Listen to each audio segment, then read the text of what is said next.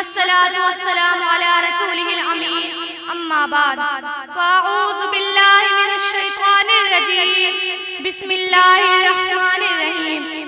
میری تقریر کا عنوان ہے موت اور فکر آخرت.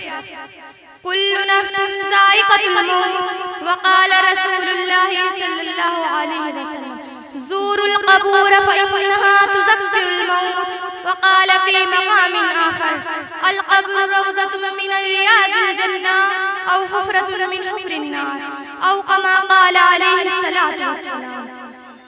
ملی خاک میں اہل شاہ کیسے کیسے، ملی خاک میں اہل شاہ کیسے کیسے، مکی ہو گئے بے مقا کیسے کیسے، ہوئے نامور بے نشا کیسے کیسے، ہوئے نامور بے نشا کیسے کیسے، زمین کھا گئی آسمان کیسے کیسے.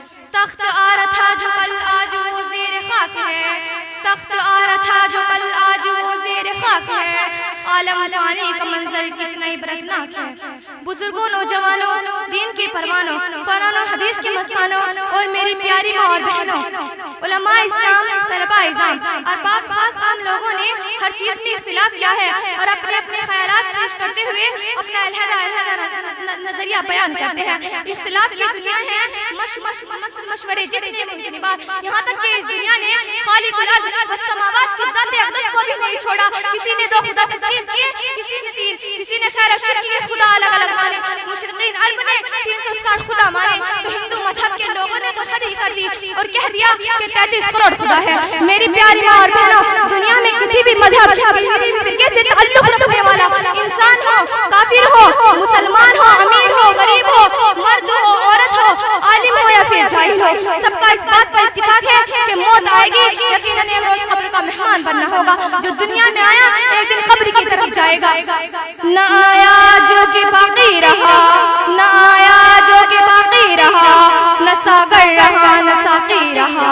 لحد تک تیری تعظیم کر دی، لحد تک تیری تعظیم کر دی. اب آگے آپ کے اعمال چاہیے.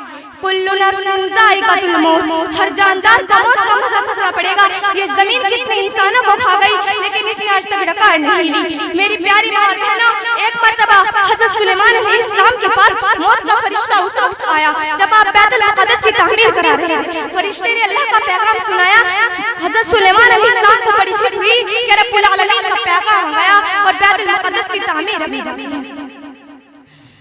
حضرت سلیمان نے کہا اے فرشتے، اللہ سے جا کر عرض کرو کہ اللہ سلیمان، تیرا بندہ تھوڑی مہلت مانگتا ہے، وہ اس لیے کہ آپ کے گھر کی تعمیر ابھی باقی ہے.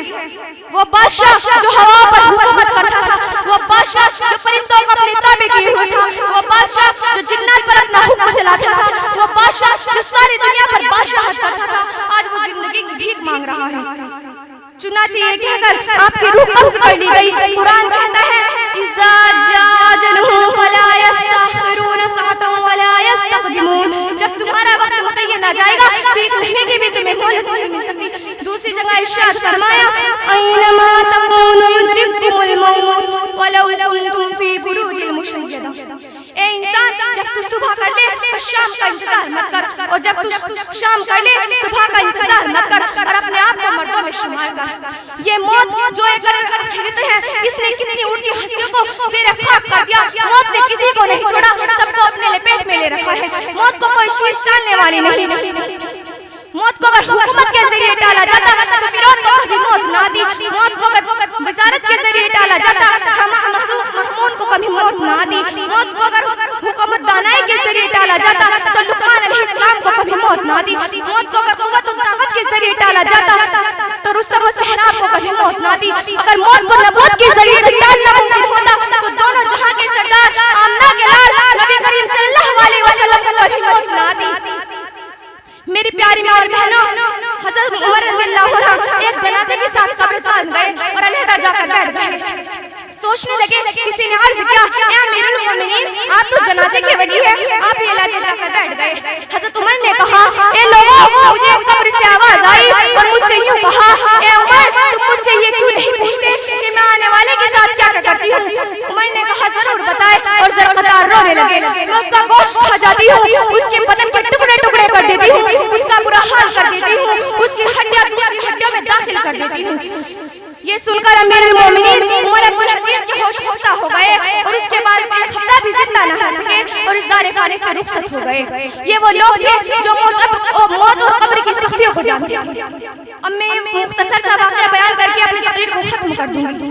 حضرت فاطمہ جو نبی کریم صلی اللہ علیہ وسلم کی بیٹی تھی, ان کا جنازہ رات میں اٹھایا گیا, جنازہ قبرستان لے جایا گیا تو حضرت ابو ذر غفاری رضی اللہ عنہ نے جوش میں آ کر ایک قبر سے خطاب کیا, ایک قبر تجھے معلوم بھی ہے ہم کس کے جنازے کو لائے ہیں؟ یہ بیٹی ہے رسول اللہ صلی اللہ علیہ وسلم کی, یہ بیوی ہے علی المرتضیٰ کی, یہ والدہ ہے شہید کربلا کی, یہ فاطمہ رضی اللہ عنہ ہے. کہیں تو جوش میں آ کر ان کی غفلت میں کہیں تو غفلت میں آ کر ان کے شان میں گستاخی نہ کر بیٹھے. اب میں اپنی تقریر کو شعر کے ساتھ ختم کرنا چاہتی ہوں. یا رب تیری رحمت کی امیدوار آئی ہوں, یا رب تیری رحمت کی امیدوار آئی ہوں, موڈھا بے کفن سے شرمسار آئی ہوں. یا رب چلنے ندیا بار گھرانے مجھ کو پیدل, یا رب چلنے ندیا بار گھرانے مجھ کو پیدل, اس لیے کندھوں پہ سوار ہو کر آئی ہوں. واخر دعوانا الحمدللہ رب العالمین. السلام علیکم.